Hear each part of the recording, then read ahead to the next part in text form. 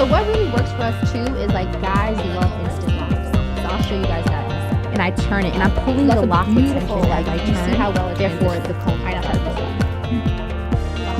Ooh, like very important. And then just start. You see how you it's like I'm always going to No disclaimers. Let's talk money. I'm gonna sit down for this. Y'all wanna talk about some money? You guys are all stylist owner, right? Everybody here, stylist and owner. Okay.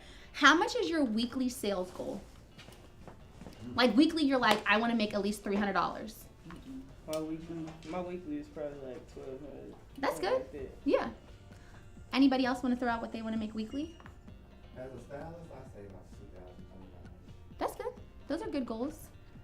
This is how we developed our price list. So what I did was for 2 months in New York before I opened my new location, I counted everybody's locks that walked into the business. So I counted your locks, your locks, your locks. And I was like, all right, if you have between 10 to 70 locks, this is generally gonna take my staff, because I'm so fast and I'm hiring new people and they can't, junior stylists, they can't work as fast. So I need to create like systemized price lists. So anyone from 10 to 70 locks is gonna be charged 75. That's like our base. No matter what, who you come in, you at least minimally have to pay us $75 to sit in our chair for any given style. It could be 2 cornrows with loose natural hair, bottom line, 75. You know what I mean? Like, there has to be some minimums. Do you run ads? We have. On social, on Instagram or Facebook? Facebook. Facebook, and how is it? Cool. Cool? And then how is your following versus Facebook versus Instagram? On Instagram, I just started. I'm not real too. I'm still learning it. I think we're all and like I learning said, a on lot of people Instagram. don't share information about Instagram. You have to pretty much learn everything yourself. Yeah, they don't. I'll share some stuff in a second. Right. Okay. Okay. So one thing I'll tell you guys about advertising on Facebook and Instagram, since that you guys are so heavy still on Facebook too, is basically you can tell the same story on Instagram and Facebook. So if you guys were telling a story about me here today at this very moment, on Instagram, you might take a boomerang or a picture of me. But in this very moment for Facebook, then you might post the video of me. So even if you're doing both platforms and you want to tell the same story, always articulate them differently. So one might be a carousel where the other one might be a picture. But you never want to do picture, picture. Like that. You always want to tell both stories differently, but the same story. It's mixed up ourselves, right? So I'm here.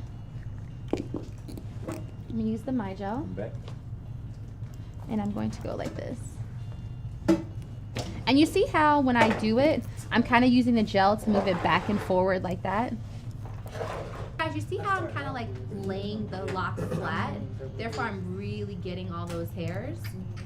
So I see a lot of stylists when they're like trying to be lazy, which is generally a lot of them in the beginning. And I have to break their bad habits because I'm a leader. And so when I go in, people just always want to start here. Like, No, what is that? No. Right? Yeah. What is that? You Like, you elaborate. don't get into that retwist and start really from the beginning, like all the way down. And I'm not going in and combing it right now because these are her locks and her journey. But when she washes this, this will comb right back to how it was. If not, you would just take your needle and just go like that and tack it back in. But for a regular client who has locks, comb it out more because you really want a strong place to attach it. That's good. Okay. All right. It's alright. Yeah, that's perfect. Yeah. All right. So everyone now back there, I want to